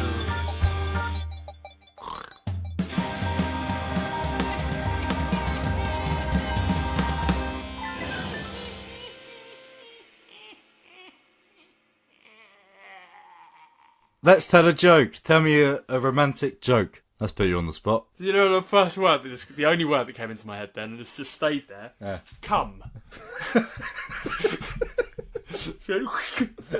And just stopped, and then nothing else happened. Piss. Wait. We haven't finished. I need a piss. We're so close. Alright. Why do skunks celebrate Valentine's Day? Because they've got pubes. Because they're sentimental. Great. What did cavemen give their wives on Valentine's Day? A club. Lots of hugs and kisses. Aha. It's good actually, that one. I like that one. What do squirrels give for Valentine's Day? Nuts. Forget-me-nuts. Oh, squirrel. Why did the boy put his girlfriend in jail? She stole his heart. Jeez. What did the painter stole my heart? What did the painter say to her boyfriend?